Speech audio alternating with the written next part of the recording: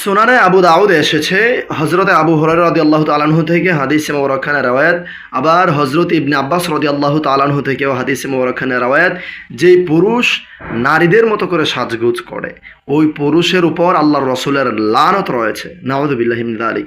রাসূল সাল্লাল্লাহু আলাইহি ওয়া আলিহি ওয়াসাল্লাম বলেন, ওই সকল ব্যক্তিরা জান্নাতে যাবে তো দূরের কথা, জান্নাতের ঘ্রাণও পাবে না, কারণ এদের উপর আল্লাহর রসুলের লানত রয়েছে, আল্লাহ রব্বুল আলমিনের লানত রয়েছে।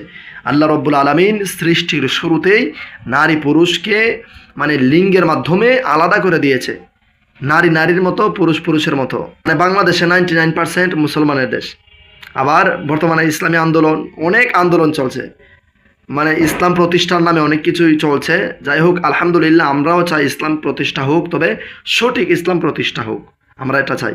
তো তাদের আয়ত্তের ভেতরে বর্তমান অন্তর্বর্তীকালীন সরকার, তাদের আয়ত্তের ভেতরে বর্তমান সরকার থেকেও কিভাবে রাষ্ট্রীয়ভাবে, জাতীয়ভাবে ঘোষণা করে যে একটা হিজড়ার মতো একজন মানুষ, যে এই পুরুষ হয়ে নারীদের মতো করে ব্রু প্লাপ করে, নারীদের মতো সাজসজ্জা করে, তাকে জাতীয়ভাবে সুদর্শন কিভাবে বলে। নাউযুবিল্লাহি মিন যালিক। এটা ভাই মুসলমানদের দেশ, এ দেশ মুসলমানদের দেশ।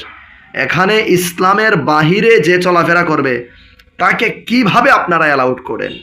নাউযুবিল্লাহি মিন যালিক। আল্লাহ রব্বুল আলামিন সঠিক বুঝদান করুক।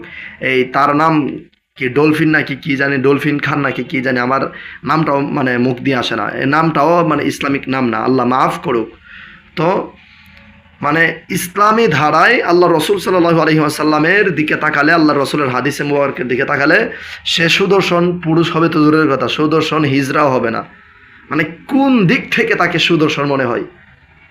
সুদর্শন বাংলাদেশে অনেক আলেমও আছে, আপনি তাকায় দেখেন, এদের চেহারার মধ্যে নূরে ঝলমল ঝলমল করে, আপনি তাদেরকে বলতে পারতেন। অথবা অন্য যে কেউ, যে ইসলামী ধারায়, ইসলামী পন্থায়, ইসলামী নিয়ম কানুন মেনে চলে, ওই রকম ব্যক্তিদেরকে আপনারা বলতে পারতেন।